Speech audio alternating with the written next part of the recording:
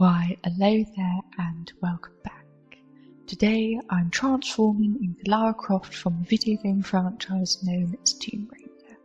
Stay tuned until the end to watch how my transformation comes together. I would like to note that this look is based off of legend and is not at all supposed to be accurate. This look is merely my own recreation of how I see her, as are all my other Tomb Raider cosplays. With that said, continuing on. For this look, I really wanted to cosplay as Lara from the England level.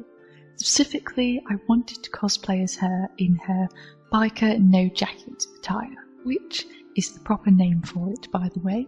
In case you aren't familiar, in Legend there is a level where Lara travels to Cornwall, England, via motorcycle in search of the legendary King Arthur's sword Excalibur, which is a real legend in English mythology.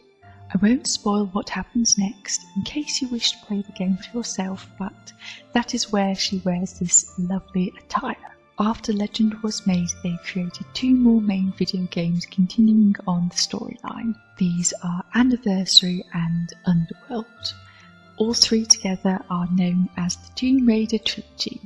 Since all three are connected, I wanted to base this look after all of them, so that's what I did. In both Anniversary and Legend, Lara wears a brown smoky eye look, whereas in Underworld it's quite soft. Especially if you've seen the official art and models, it's much more heavy in comparison. I don't know about you, but I much prefer the smoky eye look on her, so that's what I went for. I did not use a dark brown eyeshadow as I did when I dressed as her in my Angel of Darkness cosplay.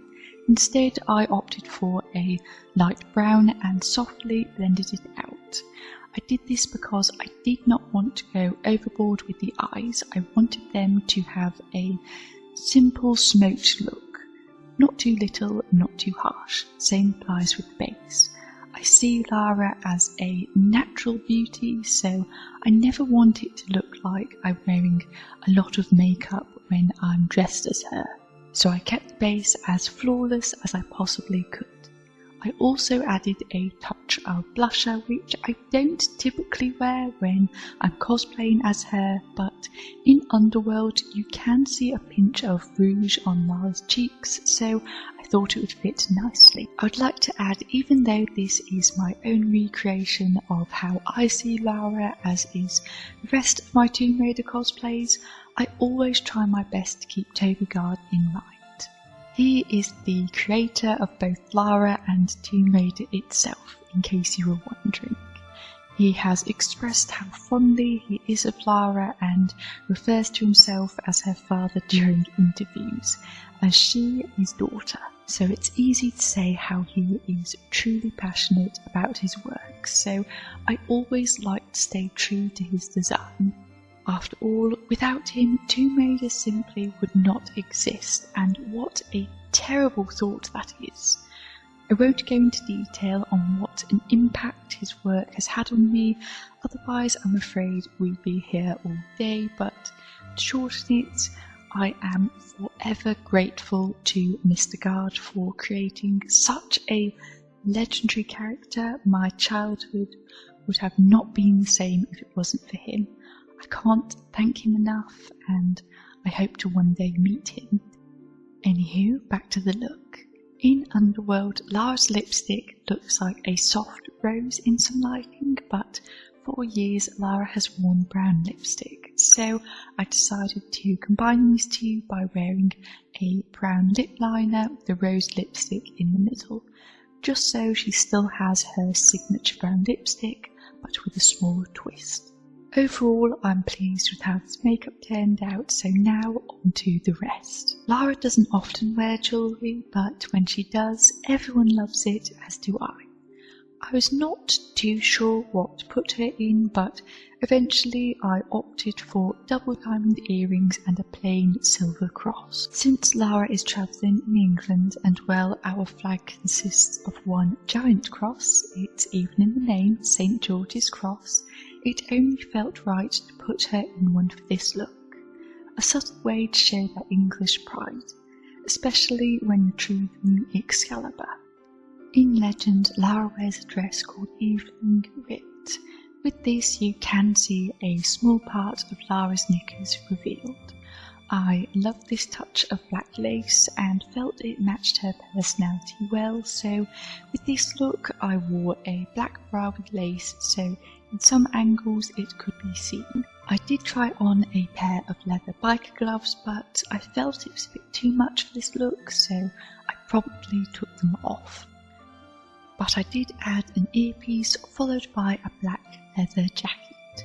As much as I loved her jacket in legend, as I said, this is my version of her, not an exact copy. In both Underworld and the films, Lara wore black leather, so I kept it black. In case you don't know, in legend Lara was originally going to have long hair. They had two versions of this, but I based my hair on this one.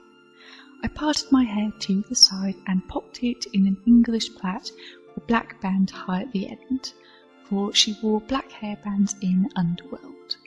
I also took a silver skull band I had lying around and popped it in at the top.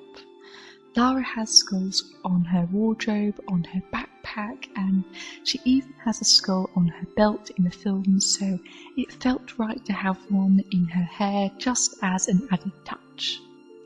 And with all that said and done, I believe the look is complete, but something's not quite right. Let's see, I have the makeup, the earpiece, the hair, the attire, but what's missing? Oh, that's right. We need to visit the statue of King Arthur. Oh no, not this one, silly.